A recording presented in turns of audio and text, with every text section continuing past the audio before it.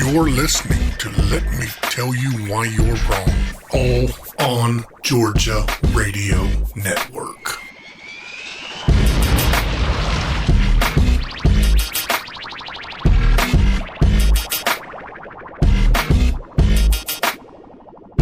Welcome to episode 147 of the Let Me Tell You Why You're Wrong podcast. I'm Dave Roberts. With me, as always, is my podcast partner in crime, my co-host, writer, journalist, TV personality, Jessica Szilagyi. Did you just call me a code host? Co-host. Oh, well, hey. Well, hey. Well, hey. Hey, y'all. How was your week? It was fine. How was yours? Last week started off cold, which is good for me. Why? Well, I profit off the suffering of others. Mm. So when it's super cold, I get calls in to go fix heat, and I make money. At the end of the week, it was 65, which is bad for me. Because if it's the sort of weather where you could just open a window, I can't make money. Boo. Boo. What will you ever do? I know. I'm just going to be on the corner, like strumming a guitar with an open case, waiting for someone to drop quarters in there. Can you strum a guitar? Strum? Yes. Can I make music? No. Can you sing? Oh, Lord, no. Oh, so you're not going to make any money. Well, just because I can't doesn't mean I won't. Right, but you're not going to make any money. Oh, Lord, no. No. I can't. Bars would hire me to sing at closing time to get people to leave. We do want to mention Big Daddy Unlimited. Big Daddy Unlimited is your direct source for all firearms and firearms-related items. If you buy a firearm, they will ship it to your FFL. Most likely, if you go in to purchase a firearm, you start filling out your FFL, everything will pre-populate. They already have their number, their address, and everything else. They ship it to your FFL. You fill out your 4473, walk out with your firearm. They also sell NFA items, National Firearms Act items, silencers, short barrel rifles, short barrel shotguns. That takes a little more time. You go in, you fill out your paperwork, send it off to the ATF. They do their stuff, and then you walk out with your item. They sell accessories, flashlights, uppers for ARs, AK parts, all sorts of things that go on that are not actually serialized firearms. You have those shipped directly to your house, and you snap them on to your toy, and you're ready to go. So big thanks to Big Daddy Unlimited. We will have a guest. We'll have Lady Liberty coming on a little bit later. But first, we want to get to a story that we brought you during the legislative session. Remember the story about a state legislator who happened to be an attorney who responded to a call from a friend who thought hit a deer but ended up being a biker? A biker who lay dying in a ditch. It was too far gone when medical personnel finally arrived? Yes, Dave, I remember. In case someone forgot. Caius was left on the side of the road in a ditch, severely injured for more than an hour after Dover left the scene, drove down the road, parked, and called Trey Kelley, who then sought the help from Cedartown Police Chief Jamie Newsom. Chief called an officer on the radio. Ultimately, Caius was found and life-saving procedures were undertaken, but died as a result of his injuries. When this all happened, like I actually, when the story that you're talking about came up, someone was asking me about it, and I went and pulled the initial 11 Alive. I think their investigative series is called The Reveal, and I didn't read the whole thing all over again because I remember it quite well, but I was kind of looking at the high points to send to them, and that story is probably one of the most gut-wrenching I've ever read. Well, to be a quick refresher. So the driver, and they're saying the driver is of limited mental capacity, spent the day with Trey Kelley at the fair. On his way home, he struck what he described as something. And his first call was to his friend Trey Kelley, who is the majority whip in the Georgia House and an attorney. Trey, in his own words, put his boots back on and got in his pickup truck and came to the scene. He called the police chief on Sunday night on his personal cell phone. So there's no record of the conversation as if he called 911. The police chief puts out a call to the duty sergeant to call him on his personal cell. That way, the conversation is not recorded as if it went over the radio. It was later discovered, an hour after the incident, that what he struck was a person, and that person lay dying in a ditch. I can't remember how far he was thrown. It was either 75 or 100 yards. He was struck hard and thrown off the road. By the time they found it, the call came in. This may be a fatality. So let's just to refresh everybody on it. This is a horrible, horrible, horrible story. There are no winners in this. There are only losers. I mean, it's a horrible story. And of course, none of this comes to light until it is shown by or brought up by one of the local news stations. I can't remember who it was. It may have been 11 Alive. And then the coroner listing it as a homicide.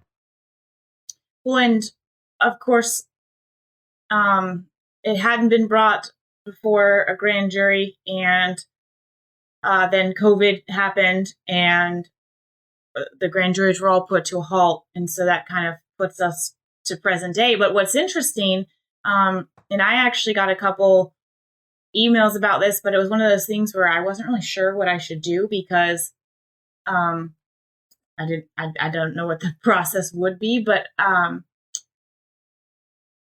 apparently someone from the Kelley, I don't know the name of his law firm, but he works with a couple other attorneys, and they obviously have employees. Someone from there was actually on the grand jury, and the community was completely outraged about it, and threw a fit. And I don't know if that juror ended up being excused over a conflict on this matter, or if they used an alternate, or if they called for an entire new pool of jurors. I'm not sure. But to me, that makes it even more remarkable that we got to this point, even though it's only a misdemeanor. Well, he's been indicted by a grand jury of one count of reckless conduct, which is misdemeanor, as you mentioned. Kind of wild, the driver was only charged with felony hit and run and reckless conduct. I guess, talk about the driver. I'm absolutely baffled that, and I haven't seen the indictment, so I am speaking a little bit preemptively, but I'm baffled that there's no vehicular homicide or homicide by vehicle or some sort of, I don't know, true criminal act other than hit and run, like about the person, the victim. Yeah, hit and run is I hit a parked car and didn't leave a note. Yeah. And it's a felony. I mean, it's a felony, but still. Man, yes, it's a felony, but that doesn't leave you anywhere to go for plea bargaining. I mean, with vehicular homicide, they could have pled down, or they could have taken into account special circumstances, with it being dark, with the guy being of limited mental capacity, or something like that, and come down to hit and run. With this, there's nothing, there's nowhere for him to go. Well, and how are you going to charge Kelley and the driver with the same thing? I mean, I understand that the driver is charged with hit and run also, but the acts are not the same. And argue whether he did it as his abuse as it doesn't change. Well, let me back up. The threshold for being a lawyer and doing what he did is not the same as being a public official and doing it. And obviously, if you're a defense attorney, you're going to argue that he did it as a lawyer and not as an elected official. But we all know good and well that all of this transpired because Trey Kelley is a state representative. Where's the violation of oath of office? Where's the public corruption component here? Right, because he absolutely used the good old boy network. He did not call 911. He didn't go look. He didn't go, look, I don't care if you struck a deer. You go look. Mm-hmm. If there's a poor animal that's on the side of the road suffering, you go and you take care of the animal. In my case, you pull the pistol off your hip and you put the animal out of its misery.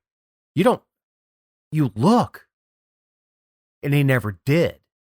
Neither did Trey Kelley. That's what I'm saying. Yeah, neither did Trey Kelley. Yeah, he used the good old boy network. I'm going to call my friend, the state rep. And my friend, the state rep, called his friend, the police chief. Then the police chief called it in, but said, call me on my cell phone or call me on my home phone, whichever one it was. And there was a code for that on the radio. And we covered it, I think, back in January. To keep it all off the radio. Which none of that is illegal. But there's illegal and there's right and wrong. Yes, but none of that is illegal. However, I don't understand. I mean, we don't know if the guy would have died regardless. I mean, or, if it would have, if we don't know if they would have responded in 5 minutes or if they, medical personnel, or in an hour, if that would have made a difference for the guy the biker. We can't say that in a court of law, but you can absolutely make the case that they impeded the process by doing what they did. I think the term is the critical hour. Because how long did it take for medical personnel to get there after the person who got the deputy or the officer who got there? He was a ranking person. I think he was a captain or something. But when he discovered the biker, it was like less than 3 minutes. They were right around the corner. Right. And here's the thing. Would he have survived? No. No, I don't know. I say I don't know. But would he have had a hell of a better chance? Of course. It doesn't matter, though. The obligation was there. The obligation was there. And the fact is, the man lay there dying for an hour.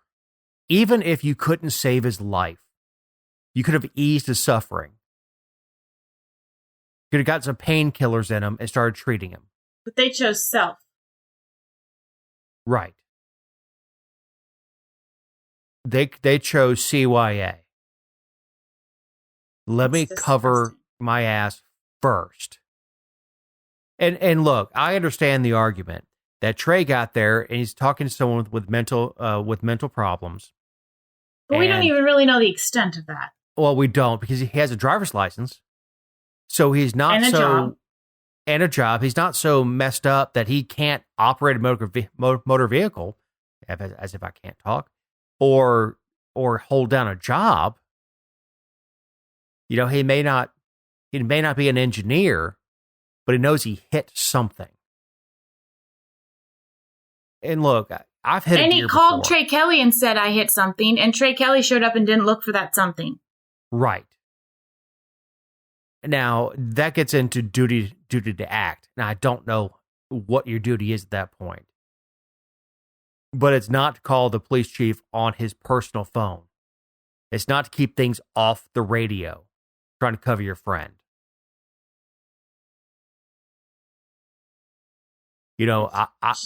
I don't know what his duty was, but the first call should not be to your lawyer or your friend or your mama or anybody else. It should be to 911. I hit something. I don't know what it was.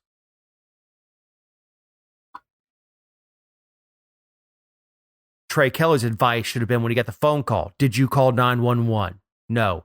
All right, I'm going to do a 3-way call right now. We're calling 911. Tell me you hit something you don't know what it was.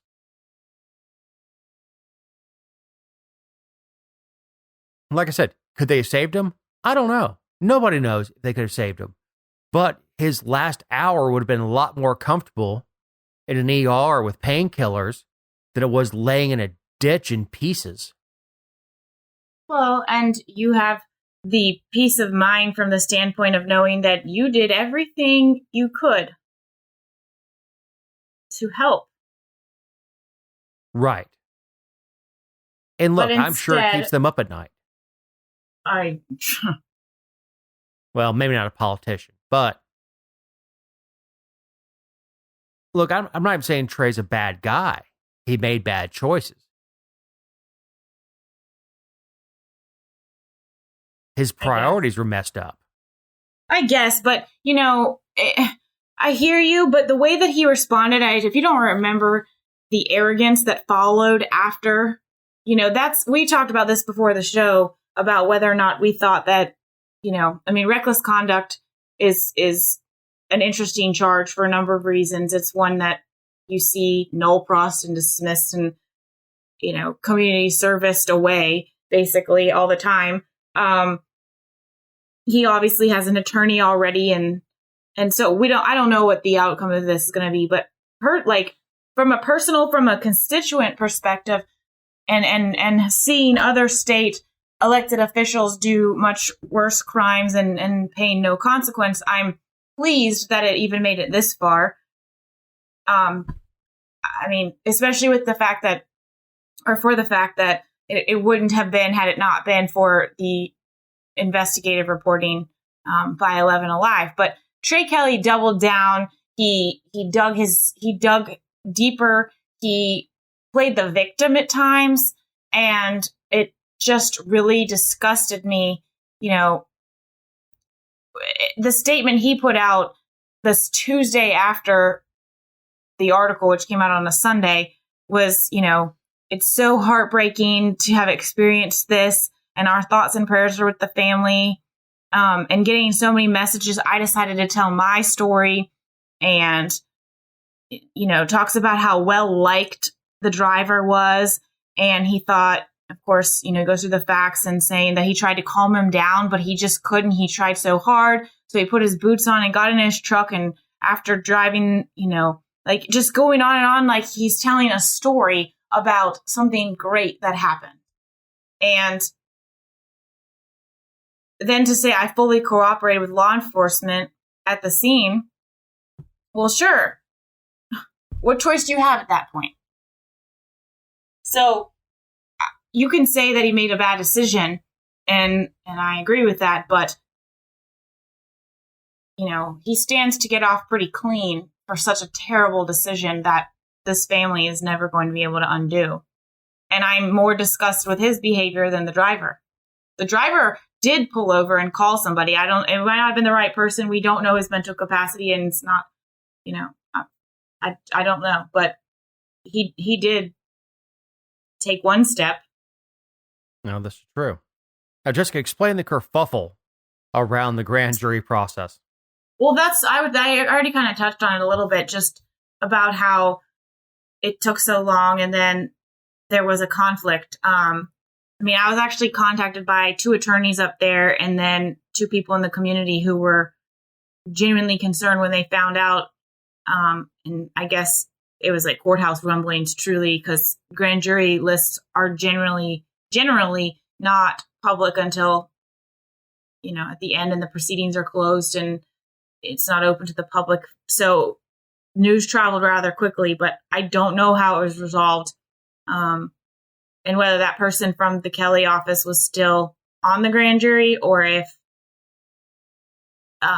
they dismissed him. But regardless, it's because I don't know if you saw in a couple of articles it was mentioned, but, this case was 2 days of testimony.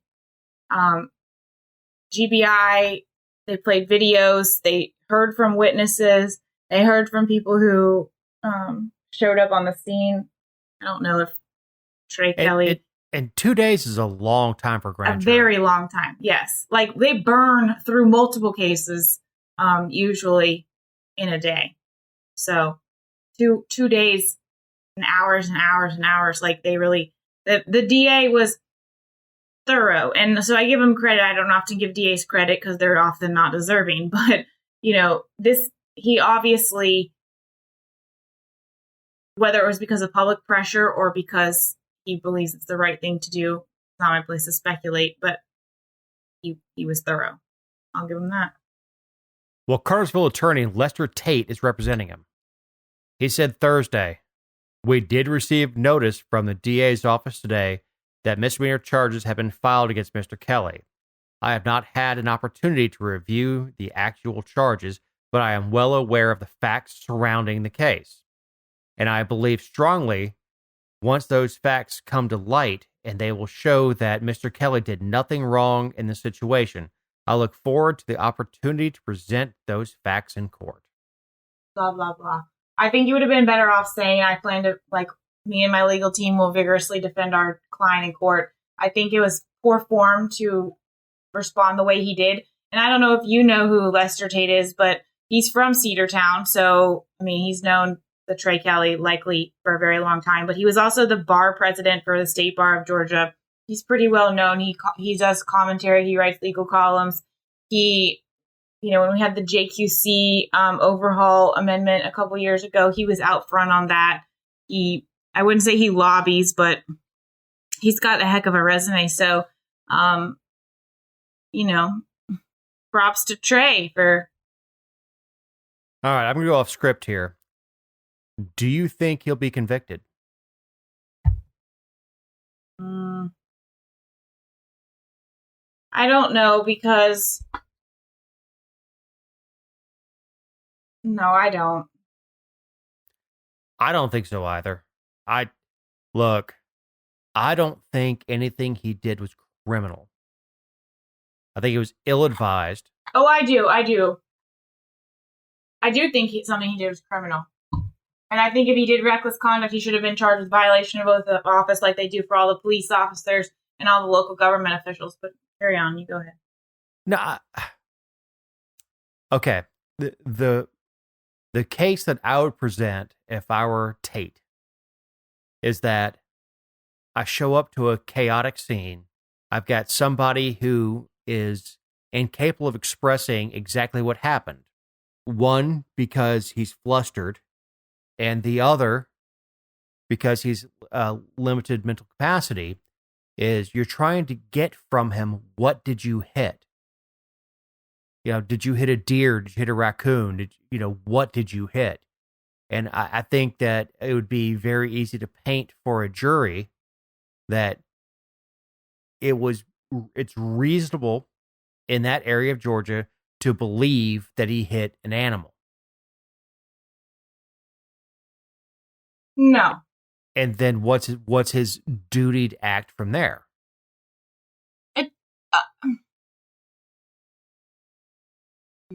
And it goes into duty to act. Now, the prosecution should come back with, call the police chief on his personal phone. Police chief gets the duty sergeant to call him on the personal phone and keep everything off the radio. Hold on a second. Have you ever hit a deer? I have. Did you have to call the police? Nope. Okay, well, that doesn't help then. But some people have to call, whether it be for because they hit another car because they swerved or because they just need the report or whatever the case may be. I have a lot of friends in law enforcement, and I might call one of them, but I'm not calling, that's not my mechanism for the process. If I think I hit a deer, I'm not calling the police chief either, or the sheriff. I'm not calling the top person in an agency. Right. If I need a police, when I hit a deer, I was a kid and I didn't have full coverage. It didn't matter. My biggest thing was getting out and beating the hood back down. Yes, if I need a police report for insurance, I'm not calling Gary Gullidge. I'm calling the non-emergency line, most likely, telling him what happened and that I need a police report. I'm not calling my lawyer either. If you think you hit a deer. If I think I hit a deer. So, and what lawyer calls the police chief over a deer? Well, that's true. So,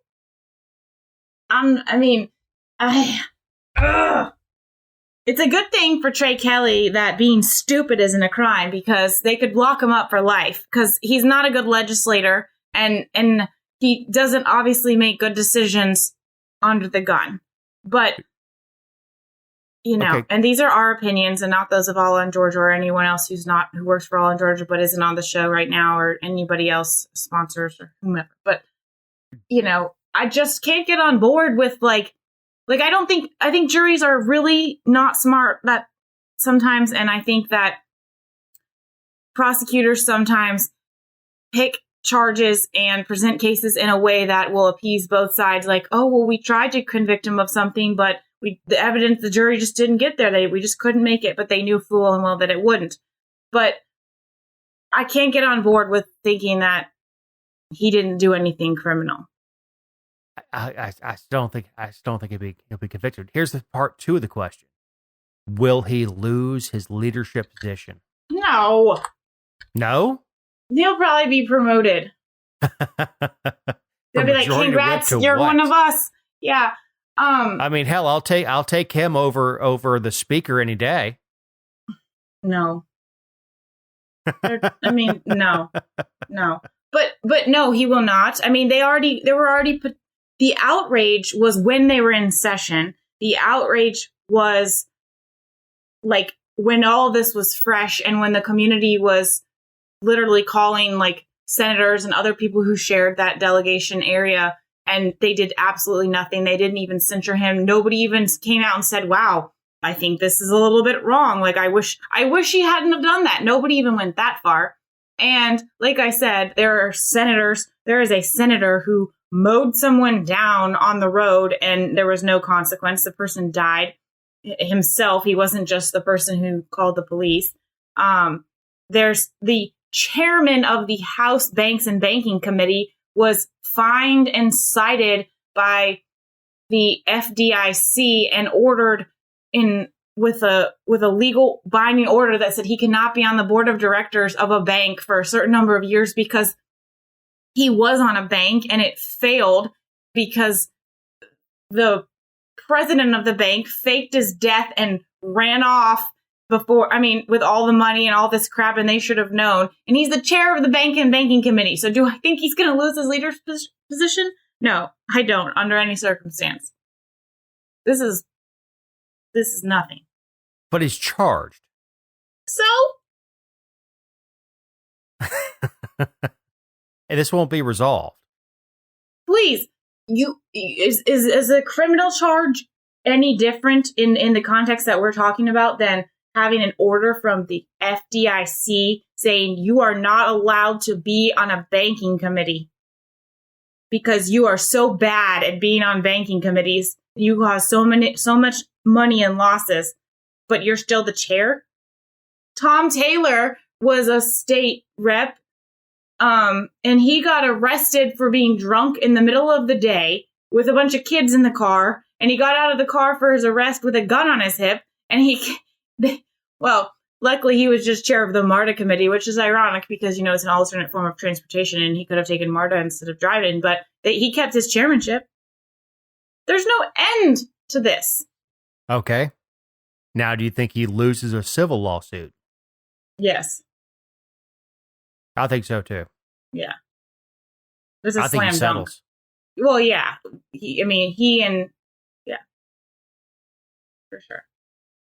Look, negligence is not going to make up for losing your loved one. But I think the civil end will come out, and I don't see him getting away from that one. No, and it will be a small token of vindication, I think, for some people in the community. Is it? I mean, O.J. Simpson's still playing golf. Yeah, but they say all the time, like, oh, this is not an indication of guilt or innocence, but, I mean, it does change people's perspectives. Do you think he runs for re-election in 2 years? Of course. Of course. I think he'll be worse if he for had it. a better opponent, he could have been beat. And I think if COVID had not happened, Well, he could yeah, have been beat. COVID was... I don't know that his opponent was necessarily the problem as much as there was, you couldn't do the traditional, well, I can't outraise you, but I'll outwork you thing. But I think he will run for re-election. I think he will, I don't know if he will lose, but he will have a good shot at winning. And if he does win again, he will only be emboldened and become more untouchable and become more dangerous. At what point, and I know I'm talking about a lawyer and a politician, at what point does your shame kick in? You just say, you know what, I'm just going to go be a lawyer. I have an answer for that, but it would be bringing in probably too much. I don't think he has any shame. Like I said, this is what I said about the senator who hit somebody, a biker, while driving. Even if you weren't at fault, even if you did nothing, like you did everything in your power to try to make that not happen and not have that be the end result. If you want us to think that you have a soul and that you were devastated and that this changed your life, prioritize something other than politics. Like, I understand from a civil suit perspective that the person who is driving the vehicle, or in this Trey Kelley's case, like can't organize a fundraiser or something themselves or do something. But there are other people in the community that can. And when you sit silent and you can attend and you can help and you can promote that, and when you instead just sit there and make official statements on your elected official page, and that's really the extent of your work, it's not respectable. And it shows me that the most important thing in your life you will ever do is be an elected official. And those people don't have shame. Well, that in and of itself is sad. Sure. But not sad enough that I feel bad for him because it's a choice. Oh, no. I don't feel bad for him. I'm saying that is sad. Sure. Look, he made his own choices. He's educated enough to know the right thing to do. And at every turn that particular Sunday night, he chose the wrong way every single time. And it left a man dying in a ditch. He may not have been driving the car, but he's certainly culpable in it. Well, once again, these are our opinions and not necessarily those of All on Georgia, and certainly not those of any All on Georgia reporter not offering commentary on the show, and it's certainly not the opinion of our sponsor, Big Daddy Unlimited. That was a very dramatic ending, though. Like, very nice, very well done. That was just very somber. Wonderful, and that'll bring us into our guest. Getting into the main part of the show, has internet become a basic human right? The next topic piggybacks somewhat on last week's show, in which we discussed the perils of online learning. This week, we're going to expand on that somewhat and dive into whether or not the internet has become a necessity, necessarily a utility. I can't even read what Jessica writes for me, that has morphed beyond privilege and into a right.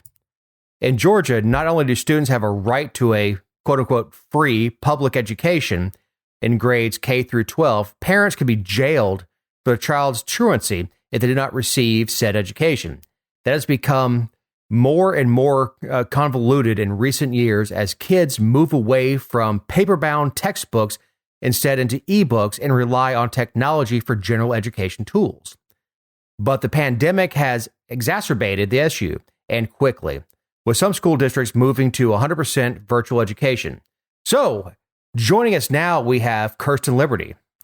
Kerstin received her BS from Western Kentucky. She's a hilltopper in 1998. Her first political foray was with the Secret Service at a Jack Kemp rally when she was holding up a huge sign that said, "Hit the road, Jack," and they did not like that.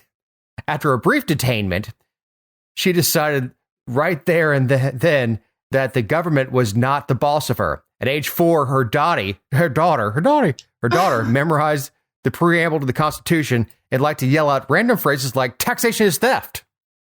She's been homeschooling for 18 years. She's run for office and run the campaigns of others while simultaneously teaching homeschool courses and working as a marketing director for a local alpaca farm. Kerstin, thank you very much for joining us. Hi there. You didn't finish it. You didn't finish it? Kerstin otherwise enjoys the outdoors, hiking, kayaking, and long walks on non-tourist beaches. Jessica liked that part. Yeah, like, finish the drill, Dave. Show our guests some respect. That's okay. It's either a dating thing or it's a bio. I'm not sure how to make that sound, but either way. This is our Tinder profile. I was reading right now. Oh man. Jeez. I don't remember which direction is the right way to swipe. Is it right or left? I'm not sure anymore. Neither is America. America. Yeah, that's right. So this is an interesting topic. I'm real curious to hear your thoughts as well. But this is going to be good. I'm excited to discuss this. Well, in 2016, the UN General Assembly passed a non-binding resolution that declared internet access a human right. Yes. So wrong. Yeah, but you should back up just a little bit, though, because this topic actually came about. We were just kind of like BSing before a show started, and we were talking about how, kind of like how he introduced that, public school education in Georgia, whether we agree with it or not, or we agree with how it's formulated and the mandates and everything, it is children have a right to a free public school education from K through 12th grade. And now, with school districts going 100% online, we were talking does that mean that by default, we're going to end up saying that Georgia kids have a right to internet if they're going to be taught online? Well, let me just lay out a little bit here. So as homeschoolers, you would think that we would be all up in the modern technology and maybe have the most, up-to-date whatevers. But the reality is I live in the middle of nowhere and in Paulding, believe it or not, there's still a lot of rural areas. And I have what I would call barely DSL. DSL still exists. It's like 6 seconds better than when you used to have to dial up on your AOL connection. Do you guys remember that with the sound and the beep, and it would, the lag time is terrible. Like my internet is awful, but I knew that going out to where I live. It was a trade-off. We can live in the city or we can live in the country, but they actually physically can't bring or won't bring anything faster than DSL to where I live. I homeschool, 20 students or so. I legally it's called tutoring because technically it's tutoring students, but, and we do it just fine without any internet at all. So as far as internet being a right, we homeschool just fine without fast internet. And I would say with barely internet. If the wind blows from the north or whatever, internet's out. And so we use these things called books. And I know not a lot of people today are familiar with them, but we can school just as well with a physical book than we can, with the internet. I don't think it's necessary for an education. As far as being all right, it really chaps my hide, because the reality is the government's job is not to produce internet for everyone. It's not. And you and I have talked a little bit on the side. I'm not a huge fan of government run schools because I don't think it's the government's job to run schools either. But as far as internet goes, it's not really a right. It's a privilege. If you have the money and or the infrastructure and you're in the right location, you can buy internet. But it's not the job of the government to produce internet. It's the job, according to our Constitution, because that's in there, to have an education. Well, you can educate kids without the internet. It can be done. It was done for, hundreds of years before we got to today where everything is, modern technology and online. And is there a reason why the schools couldn't just pass out books? No, there's not. Because those books existed, unless they burned them all when they went to technology, which I guess is possible. I don't know. But it is possible to do school without the internet. It is. 100%. And I don't think that the government's job, I don't think it's their job to produce internet for everyone.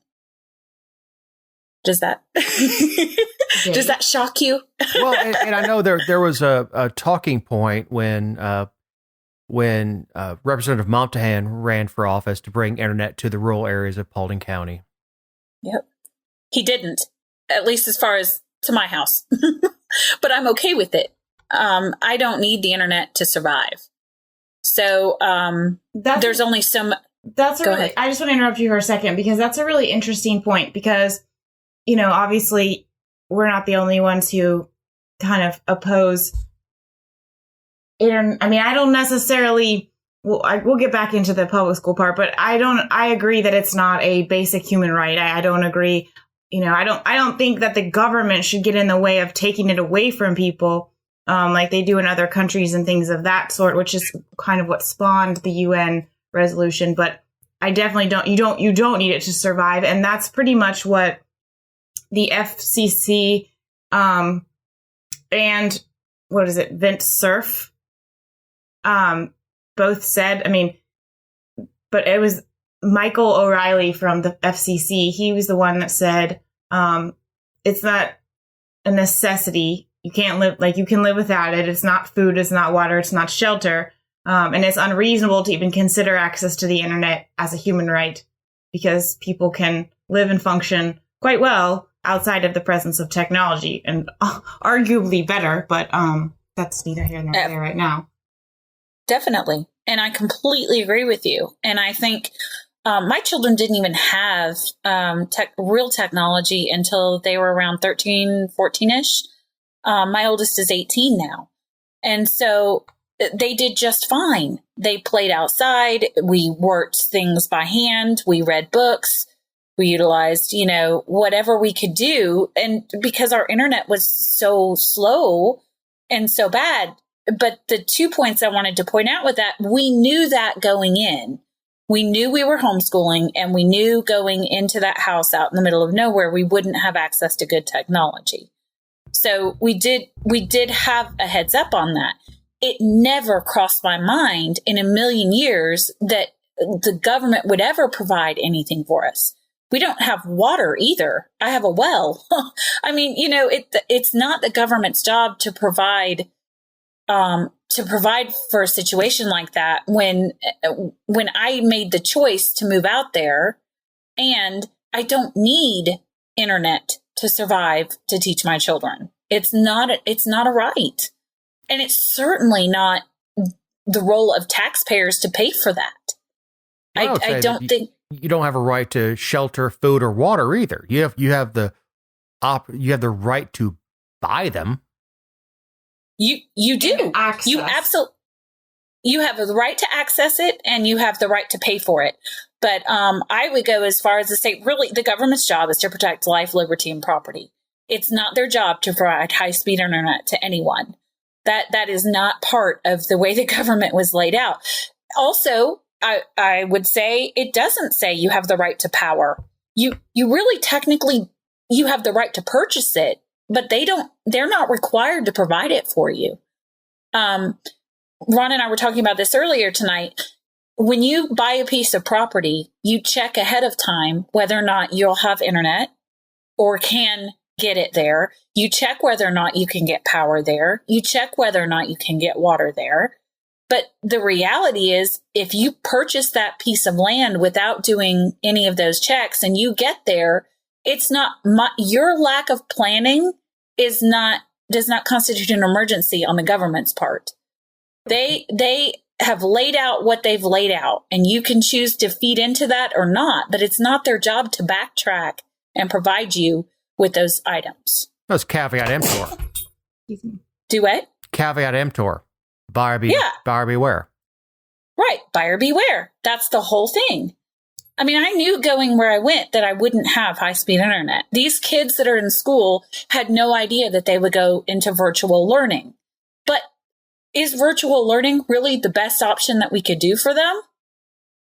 Is it? But what about the contention that, like these school districts that have gone 100% online? Because we talked about it last week about how attendance is just, it's just awful. Like, they've got kids who haven't checked in and chimed in online the whole semester for some classes. And, but what about the point that parents can be jailed if their child does not attend? Okay.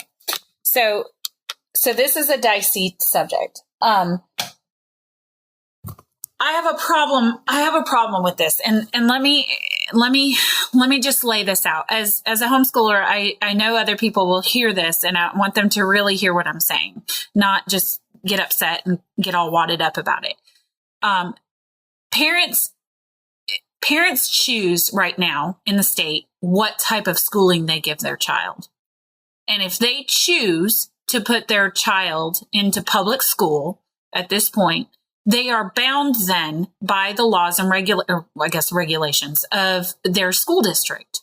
If that school district has a truancy policy that states, if your child misses, I'm just making this up because I really don't know what the actual numbers are, but if your child misses 5 days of school and we have no further contact with the parent, no further contact with the student, and you've made the choice to put your child in public school, you'll pay the price the way that you should for what you didn't follow through with. Now, the reality is there is no reason why at the point that your child has not, quote, checked in to any classes or done any school, if you're parenting at all, there is no reason why you don't know that that's happening. Right? Like, if you are paying attention to your child's schooling at all, you know that your child's in trouble. You know, because the teachers have communicated with you. Now, could there be cases where they missed the communication or sent it to the wrong email or whatever? I'm sure there are things that slip through the cracks. But the majority of students, the parents should know whether or not their child is doing the work that's required. And when they don't, they sit down with them for 15 hours a day and they force them to catch up. That's how that looks. So do I think a parent should go to jail if their child's not in school? How much parenting is that parent doing that they don't even know whether or not their child's in class? Well, but what does it do for the kid besides throw the kid into the system? Well, exactly. But is the system really right? Yeah, the problem is we have a system that we are forced to live in the parameters of this system if we choose that path for our child. So it's not a journey for the student. It's a journey for the family. And if the parent is choosing not to take student responsibility for their student, the parent ends up paying the price for that. Do I think jail's the right answer? Probably not. I mean, the reality is our jail's full of all kinds of things that they shouldn't be full of. But also, you chose the path of public education for your child. That means that you sign up for whatever policies, whether they're stupid or not, that system has laid out for you. So you take the position, please, I'm not putting words in your mouth. I just want to clarify. You take the position that, like, the default is that you teach your children yourself. otherwise you're opting into the public school system, not that we start at public school and you opt to take them out. Well, I think you should take responsibility for your child's education from the beginning. So if you backtrack to, say, kindergarten or preschool, whatever, when you start, you make choices every year for your child. Is your child flourishing in public school? Is your child flourishing in private school? Because private school is a thing, right? And charter schools and homeschool. My position is that you choose for your child the path that your child should take until they're 18. So in my opinion, you're responsible for whatever happens to your child until they turn 18 into an adult. You are a part of that responsibility. Okay. I can support that. I just wanted to make sure I understood. Yeah. Your teachers are not your child's parents. The teachers are not children's parents. The teachers are there to teach. They're paid to teach. They're not paid to parent. So is it a failure on the parents' part when they cannot provide internet? So my belief as far as the internet situation goes, okay, I believe that a large contingency, and this, again, will not earn me many popular votes, but I'll just go ahead with it anyway. A large contingency of parents could make different choices to pay for internet if they wanted to. The reality is, I believe the cases of people that have no internet are very, very slim.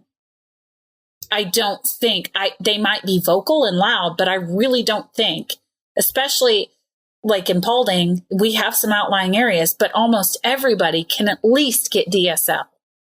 Now, it might not be great, and you might have trouble with Zoom, and you might not be a big technology kind of person, but I think you can get access to internet. Even when things were shut down, if you had to, you could go pull into a Chick-fil-A parking lot and load up a laptop and use their internet. Mm-hmm. I mean, there is internet everywhere now. 10 years ago, 15 years ago, maybe not so much. But I don't think that the reality of the situation is that so many people don't have internet. They might not have a device. The lack of devices, that could be an issue. But make different choices. You knew your child was in public education. You knew they were going to be using devices. You got to make choices that are right for the child. So in Alabama, they used most of their, well, not most, a good portion, I think $100 million of their CARES funding from the CARES Act Congress passed to give vouchers for internet. And if in the event that the only device was like a parent's phone or something, to get a device for the child. Obviously, we have no control over whether or not, Congress passes and allocates that money. But personally, I feel like that's one of the better uses of CARES Act funding, other than the part that it manipulates the market. I mean, if in a vacuum, I think it is one of the better uses as opposed to like subsidizing nursing homes or hospitals that already have the money and things like that, Right. I agree. I would not necessarily argue with that. But again, is that really the role of government? No. I don't think it is. I think it's a personal responsibility for each parent. I mean, I'm a single mom and we still manage to have crappy internet that we could still function to do a school lesson with. I don't think it's the role of government to use taxpayer dollars to fund the internet. Especially, here's another unpopular opinion. I don't know that I want my taxpayer dollars going to fund somebody else's internet. Actually, I really don't want my taxpayer dollars going to any school system because I don't get to utilize the school system. But that's a whole different thing. Mm-hmm. Amen, sister. Yeah, but as far as the internet goes, I don't know that you've got a situation where I don't think that as many parents that they're making it seem like really don't have internet. I think in today's world and most of today's society, everybody has some access to internet in the United States. I just do. Well, we're getting to the point with technology that with 5G, my phone is faster than my home internet. Correct. That's mine too. Yep. That's right. And of course, I understand if you're below the poverty level, you can't afford a $1,200 iPhone. I understand that. But right.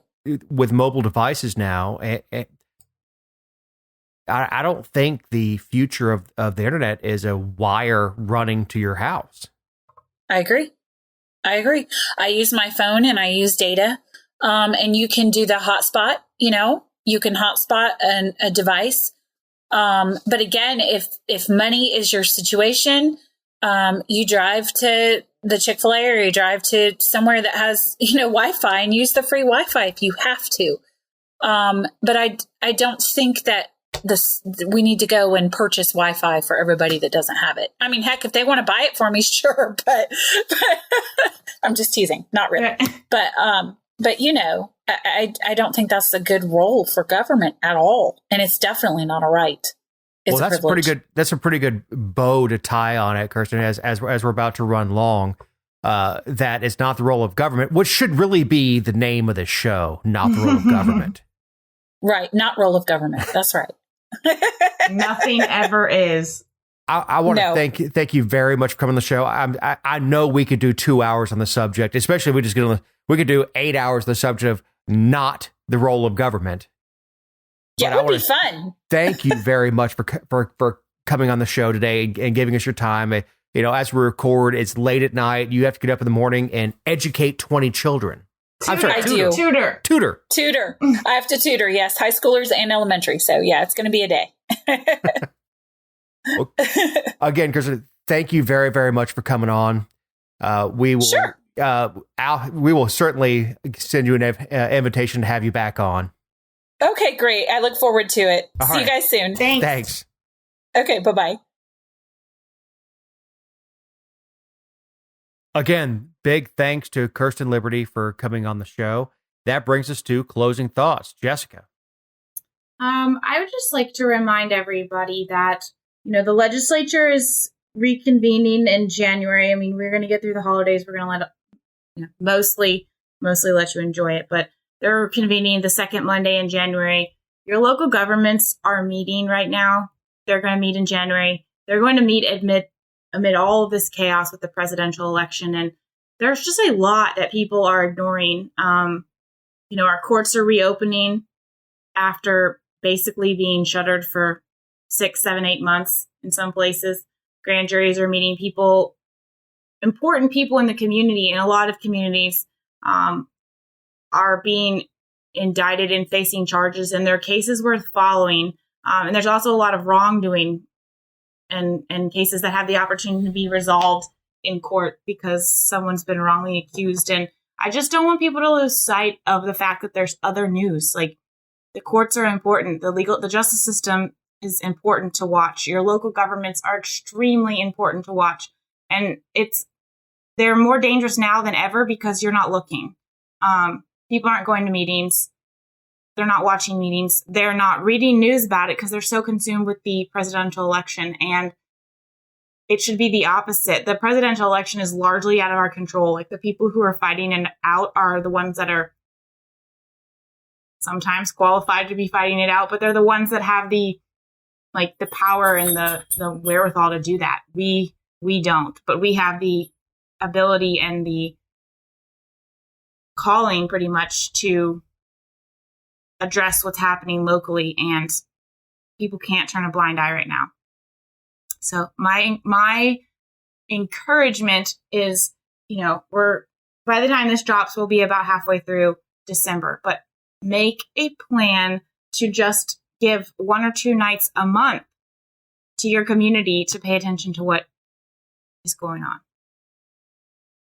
The best thing I heard about that was if you think about an archery target and you have the different rings all the way down to the center, the biggest ring is your area of concern.